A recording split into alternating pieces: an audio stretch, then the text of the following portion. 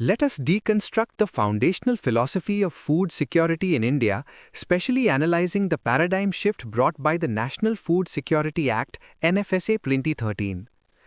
पहले food security schemes केवल welfare या सरकार की बेनेवोलेंस पर बेस थीं, जिसका मतलब था कि ये सरकार की मर्जी पर डिपेंड करता था। एनएफएसए ने इसे पूरी तरह बदलकर एक राइट्स बेस्ड अप्रोच में कन्वर्ट कर दिया। इसका कोर लीगल इम्प्लीकेशन ये है कि फूड अब सिटीजन्स का स्टैच्यूटरी राइट है। अगर स्टेट राशन प्रोवाइड करने में फेल होती है तो beneficiary food security allowance claim कर सकता है, जो कि इस एक्ट को जस्टिसिएबल बनाता है। हम बेनिफिशियरी आर्किटेक्चर को देखें तो ये एक यूनिवर्सल स्कीम नहीं है, बल्कि ये टारगेटेड है, जो 67% टोटल पॉपुलेशन को कवर करता है। रूरल एरियाज में पावर्टी और वल्नरेबिलिटी ज़्यादा होने के कारण वहाँ कवरेज 75% है, जबकि अर्बन एरियाज में ये 50% रखा गया है। एक्ट के अंदर दो डिस्टिंक्ट कैटेगरीज हैं, अंत्योदया अन्न योजना AAY और priority house holds PHH। AAY house holds poorest of the poor हैं, इसलिए उनका एंटाइटलमेंट पर फैमिली फिक्स किया गया है 35 केजी पर फैमिली, चाहे फैमिली साइज छोटा हो या बड़ा। वहीं दूसरी तरफ PHH का एंटाइटलमेंट पर पर्सन यानी 5 केजी पर पर्सन यूनिट पर बेस्ड है। प्राइस स्ट्रक्चर को डेलिबरेटली हाईली सब्सिडाइज रखा गया है, राइस एट 3, व्हीट एट 2 और कोर्स ग्रेन्स एट 1 रुपी पर केजी, ताकि इकोनॉमिक अफोर्डेबिलिटी इंश्योर हो सके। लेकिन फूड सिक्योरिटी सिर्फ अनाज देना नहीं है। स्लाइड का right section life cycle approach को हाईलाइट करता है। न्यूट्रिशनल साइंस के हिसाब से मैल न्यूट्रिशन का सबसे बड़ा इम्पैक्ट प्रेगनेंसी और अर्ली चाइल्डहुड यानी फर्स्ट 1000 डेज में होता है।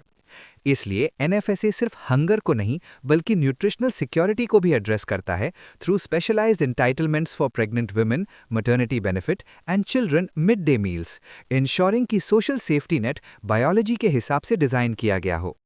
ट्रांसपेरेंसी के लिए सोशल ऑडिट्स और ग्रीवेंस रिड्रेसल ऑफिसर्स का होना सिस्टम में अकाउंटेबिलिटी इंजेक्ट करता है। समझ आया? सिंपल है ना? पब्लिक डिस्ट्रीब्यूशन सिस्टम PDS के इवोल्यूशन को समझना जरूरी है ताकि हम करंट स्ट्रक्चरल बॉटलनेक्स को अप्रिशिएट कर सकें। इंडिया में PDS की जर्नी यूनिवर्सल से टारगेटेड की तरफ मूव हुई है, जो एक क्लियर ट्रेड ऑफ दर्शाता है between fiscal prudence and coverage efficiency. 1992 से पहले यूनिवर्सल PDS सबके लिए ओपन था, जिससे सब्सिडी बर्डन सस्टेनेबल नहीं था और लीकेजेस ज्यादा थीं। RPDS, रिवैम्प्ड PDS ने पहली बार जियोग्राफिकल टारगेटिंग की, focusing on difficult terrains like hills and deserts. लेकिन एक्चुअल स्ट्रक्चरल चेंज 1997 में TPDS, टारगेटेड PDS के साथ आया, जिसने पॉपुलेशन को income levels APL versus BPL के बेसिस पर डिवाइड किया। इस एवोल्यूशन का कल्मिनेशन 2000 में AAY के साथ हुआ, जो BPL के अंदर भी सबसे मार्जिनलाइज सेक्शन को टारगेट करता है। ये कैटेगराइजेशन इसलिए जरूरी है ताकि लिमिटेड फिस्कल रिसोर्सेज उन लोगों तक पहुंचे जिन्हें सबसे ज्यादा जरूरत है। ऑपरेशनल लेवल पर PDS सेंटर स्टेट फेडरलिज्म का एक क्लासिक एग्जाम्पल है, जहां रिस्पॉन्सिबिलिटीज क्लियरली डिवाइडेड हैं, लेकिन इंटरडिपेंडेंस क्रिटिकल बॉटलनेक्स क्रिएट करती है। सेंटर वाया FCI का काम है प्रोक्योरमेंट, स्टोरेज और transportation till the main depots. इसका मतलब है कि अनाज को खेत से लेकर स्टेट गोडाउन्स तक पहुंचाना सेंटर की जिम्मेदारी है। लेकिन जो क्रिटिकल बॉटलनेक है वो स्टेट गवर्नमेंट के डोमेन में आता है, जो है identification of beneficiaries and last mile delivery. अक्सर इंक्लूजन और एक्सक्लूजन एरर्स यहीं होते हैं। अगर स्टेट गवर्नमेंट के डेटाबेस में घोस्ट बेनिफिशरीज हैं या डिजर्विंग पुअर का नाम नहीं है, तो सेंटर कितना भी अनाज प्रोक्योर कर ले, सिस्टम फेल हो जाएगा। फेयर प्राइस शॉप्स FPS पर सुपरविजन रखना भी स्टेट का काम है। डायग्राम में दिखाया गया सब्सिडी गैप, जो economic cost, procurement plus transport और सेंट्रल इश्यू प्राइस CIP के बीच का डिफरेंस है, वो फिस्कल डेफिसिट का एक बड़ा हिस्सा है। इसीलिए फेडरल एफिशिएंसी और एक्यूरेट आइडेंटिफिकेशन ही इस सिस्टम की सक्सेस डिफाइन करते हैं। बिल्कुल ठीक। One nation one ration card ONORC scheme food security के लैंडस्केप में एक टेक्नोलॉजिकल रेवोल्यूशन है, जो आइडेंटिटी और ज्योग्राफी को डीकपलिंग करने पर बेस्ड है। Historically ration cards location tied थे, मतलब अगर एक माइग्रेंट वर्कर बिहार से मुंबई काम करने जाता था तो उसका राशन कार्ड बिहार में होने के कारण वो मुंबई में सब्सिडाइज्ड फूड एक्सेस नहीं कर सकता था। ये सिस्टम माइग्रेंट वर्कर्स को पीनलाइज करता था, जो फूड सिक्योरिटी का सबसे वल्नरेबल सेक्शन है। ONORC का कोर फिलॉसफी पोर्टेबिलिटी है। जैसे मोबाइल नंबर पोर्टेबिलिटी काम करती है, वैसे ही अब राशन कार्ड बेनिफिशियरी किसी भी फेयर प्राइस शॉप FPS से पूरे इंडिया में अपना कोटा ले सकता है। ये रिफॉर्म राइट्स को स्टैटिक लोकेशन से निकालकर डायनामिक मोबिलिटी प्रोवाइड करता है, जो इंडिया के massive internal migration approx 45 crore के लिए क्रूशल है। इस सिस्टम का बैकबोन टेक्नोलॉजी स्टैक है, जिसमें 3 क्रिटिकल कंपोनेंट्स हैं: Aadhaar seeding, electronic point of sale (EPOS) devices और IMPDS integrated management of PDS cloud. Aadhaar seeding ensure करता है कि डी-ड्यूप्लिकेशन हो, यानी एक आदमी के पास 2 कार्ड्स ना हो और घोस्ट बेनिफिशियरी सिस्टम से बाहर हो जाएं। जब बेनिफिशियरी FPS पर जाता है, तो बायोमेट्रिक ऑथेंटिकेशन उसकी आइडेंटिटी वेरीफाई करता है और IMPDS क्लाउड सेंट्रल रिपोजिटरी से उसका डेटा फेच करके रियल टाइम ट्रांजैक्शन अलाउ करता है। स्लाइड में फैमिली स्प्लिटिंग का कॉन्सेप्ट एक्सप्लेन किया गया है, जो एक बहुत ही प्रैक्टिकल सॉल्यूशन है। अगर फैमिली का एक मेंबर शहर में है और बाकी गांव में, तो माइग्रेंट वर्कर शहर में अपना 50% हिस्सा ले सकता है और गांव में फैमिली बचा हुआ हिस्सा ले सकती है।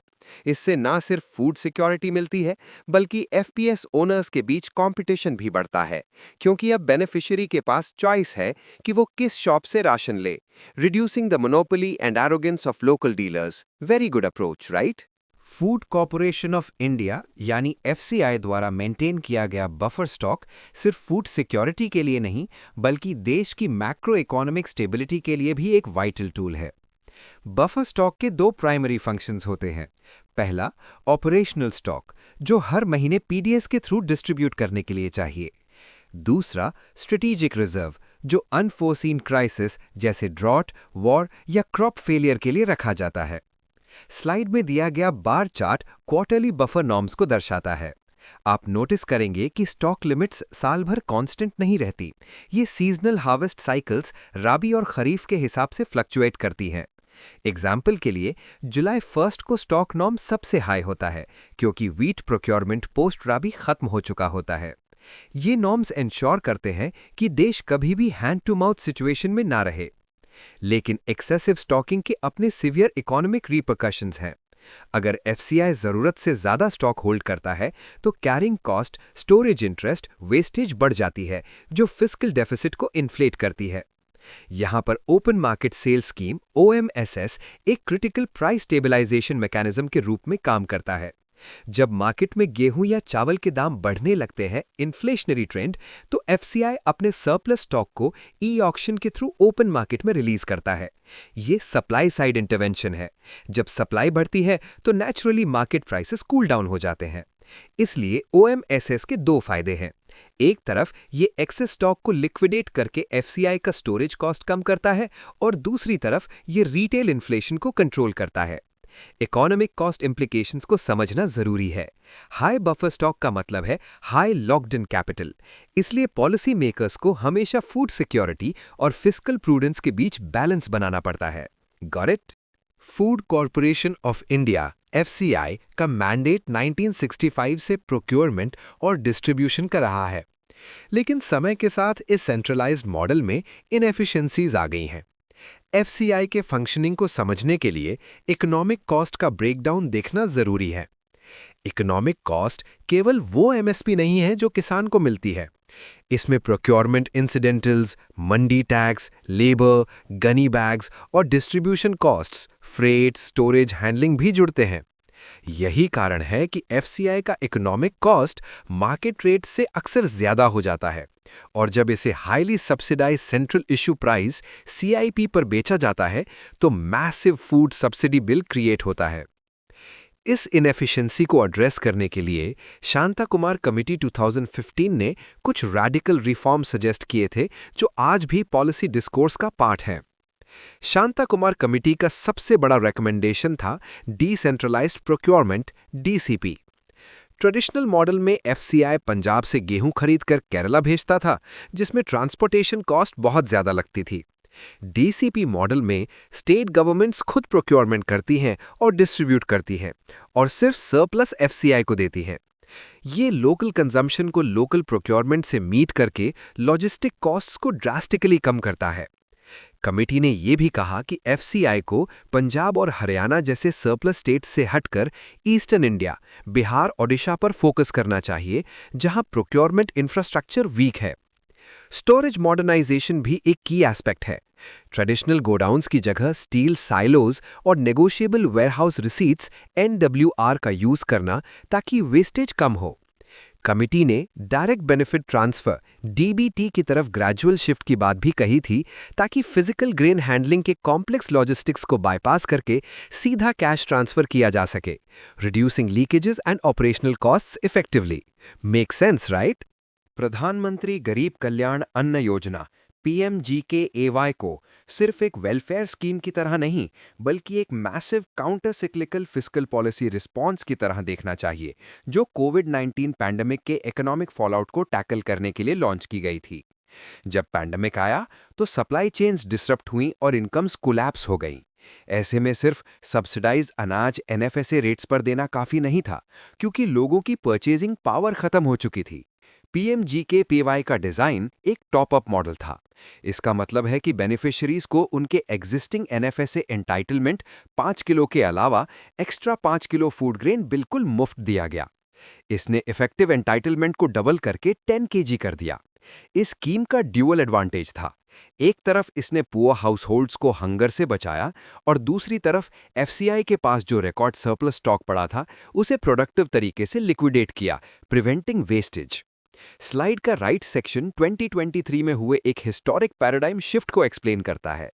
जनवरी 2023 से गवर्नमेंट ने PMGKAY को एक अलग स्कीम के रूप में डिसकंटिन्यू कर दिया, लेकिन उसके फ्री फूड के कोर फीचर को NFSA में परमानेंट मर्ज कर दिया। पहले NFSA के अंडर बेनिफिशियरीज को ₹3, 2 और 1 पे करना पड़ता था इशू प्राइसेस। नई रेजीम यूनिफाइड NFSA में ये प्राइसेस एलिमिनेट कर दिए गए हैं। अब बेनिफिशियरीज को उनका नॉर्मल कोटा 5 kg और 35 kg फ्री कॉस्ट पर मिलता है। हालांकि क्वांटिटी वापस नॉर्मल लेवल्स पर आ गई है, टॉपअप खत्म, लेकिन financial burden on the poor 0 हो गया है। इकोनॉमिक पर्सपेक्टिव से इसका मतलब है कि सेंटर ने अब सब्सिडी गैप का 100% बर्डन उठा लिया है और स्टेट्स या बेनिफिशियरीज पर कोई कॉस्ट शेयरिंग नहीं है। ये मूव फूड सिक्योरिटी को अफोर्डेबिलिटी के कॉन्टेक्स्ट में एब्सोल्यूट बनाता है। फूड सिक्योरिटी के डिस्कोर्स में अब फोकस क्वांटिटी से शिफ्ट होकर क्वालिटी पर आ गया है, जिसे हम न्यूट्रिशनल सिक्योरिटी कहते हैं। इंडिया में हिडन हंगर एक बड़ी समस्या है। इसका मतलब है कि पेट तो भरा है, कैलोरीफिक इंटेक सफिशिएंट है, लेकिन शरीर में essential micronutrients iron, vitamin B12, folic acid की कमी है। ये कमी अनीमिया और स्टंटिंग के रूप में दिखाई देती है, जो फ्यूचर वर्कफोर्स की कॉग्निटिव और फिजिकल एबिलिटीज को परमानेंटली डैमेज कर सकती है।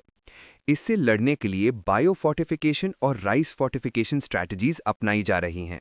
फोर्टिफाइड राइस कर्नल्स यानी FRK बनाने का प्रोसेस स्लाइड में दिखाया गया है। टूटे हुए चावल यानी ब्रोकन राइस को पीसकर उसमें माइक्रोन्यूट्रिएंट्स का प्रीमिक्स मिलाया जाता है और फिर एक्सट्रूजन टेक्नोलॉजी से उसे वापस चावल के दाने का शेप दिया जाता है। इस FRK को नॉर्मल चावल के साथ 1:100 की रेशियो में ब्लेंड किया जाता है। जब बेनिफिशियरी इसे खाता है तो उसे टेस्ट में कोई फर्क नहीं लगता, लेकिन न्यूट्रिशन पूरा मिलता है। पोषण अभियान नेशनल न्यूट्रिशन मिशन इस न्यूट्रिशनल अप्रोच का गवर्नेंस फ्रेमवर्क है। इसका गोल स्पेसिफिक टारगेट्स अचीव करना है। स्टंटिंग, अंडर न्यूट्रिशन और लो बर्थ वेट को 2% पर एनम कम करना और अनीमिया को 3% पर एनम कम करना। स्लाइड में पोषण ट्रैकर और फर्स्ट 1000 डेज का मेंशन है। फर्स्ट 1000 डेज गर्भाधारण से लेकर बच्चे के दूसरे जन्मदिन तक ब्रेन डेवलपमेंट के लिए क्रिटिकल विंडो होते हैं। अगर इस दौरान न्यूट्रिशन ना मिले तो डैमेज इररिवर्सिबल होता है। पोषण 2.0 अब आंगनवाड़ी सर्विसेज और ICDS को इंटीग्रेट करके टेक्नोलॉजी ड्रिवन मॉनिटरिंग पोषण ट्रैकर ऐप पर फोकस कर रहा है, ताकि रियल टाइम डेटा मिले। ग्लोबल हंगर इंडेक्स में इंडिया की रैंकिंग अक्सर खराब होती है और उसका मुख्य कारण मॉर्टालिटी नहीं, बल्कि यही न्यूट्रिशनल पैरामीटर्स वेस्टिंग और स्टंटिंग हैं, जिन्हें ये स्कीम्स डायरेक्टली टारगेट कर रही हैं। समझ रहे हो ना? इंटरनेशनल ट्रेड और डोमेस्टिक फूड सिक्योरिटी के बीच का कॉन्फ्लिक्ट WTO के अग्रीमेंट ऑन एग्रीकल्चर AOA में देखने को मिलता है। ये स्लाइड इंडिया के एमएसपी रेजीम और ग्लोबल ट्रेड रूल्स के बीच के जियोपॉलिटिकल टग ऑफ वॉर को एक्सप्लेन करती है। डब्ल्यूटीओ सब्सिडीज को बॉक्सेस में कैटेगराइज करता है। एम्बर बॉक्स में वो सब्सिडीज आती हैं जो ट्रेड को डिस्टॉर्ट करती हैं, जैसे कि एमएसपी। डब्ल्यूटीओ का रूल है कि डेवलपिंग कंट्रीज अपनी टोटल एग्रीकल्चरल प्रोडक्शन वैल्यू का 10% से ज़्यादा सब्सिडी डी मिनिमिस लिमिट नहीं दे सकती। समस्या ये है कि ये 10% कैलकुलेट करने के लिए जो रेफरेंस प्राइस यूज होता है वो 1986-88 का है। पिछले 30-40 सालों में इन्फ्लेशन के कारण प्राइसेस बहुत बढ़ गए हैं, लेकिन डब्ल्यूटीओ का फॉर्मूला पुराने दाम यूज करता है। इस रेफरेंस प्राइस ट्रैप की वजह से इंडिया की सब्सिडी आर्टिफिशियली बहुत हाई दिखती है और लिमिट ब्रीच हो जाती है, भले ही रियल टर्म्स में हम ज़्यादा सब्सिडी ना दे रहे हों। Developed Nations USA, EU India पर प्रेशर बनाते हैं कि एमएसपी खत्म करो, क्योंकि उन्हें लगता है ये ग्लोबल प्राइसेस को अफेक्ट करता है। इंडिया का आर्ग्यूमेंट है कि हमारा प्रोक्योरमेंट फूड सिक्योरिटी और लाइवलीहुड के लिए है, ना कि ट्रेड डिस्टॉर्शन के लिए। इस डेडलॉक को सॉल्व करने के लिए 2013 बाली मिनिस्टीरियल में पीस क्लॉज लाया गया। ये एक इंटरिम मैकेनिज्म है जो कहता है कि अगर इंडिया 10% कैप ब्रीच भी करता है तो कोई देश उसके खिलाफ डिस्प्यूट फाइल नहीं करेगा, बशर्ते ये stock public stock holding for food security के लिए हो। लेकिन इंडिया डिमांड कर रहा है एक परमानेंट सोल्यूशन, या तो पब्लिक स्टॉक होल्डिंग पीएसएच को ग्रीन बॉक्स नॉन डिस्टॉर्टिंग में डाला जाए, या फिर रेफरेंस प्राइसेस को अपडेट करके करंट इन्फ्लेशन लेवल पर लाया जाए। ये लड़ाई क्रूशियल है, क्योंकि अगर इंडिया डब्ल्यूटीओ प्रेशर में झुक गया तो एनएफएसए और एमएसपी सिस्टम कोलैप्स हो सकता है, जो करोड़ों किसानों और गरीबों को नेगेटिवली इंपैक्ट करेगा। सोचो जरा कितना इंपॉर्टेंट इशू है ये।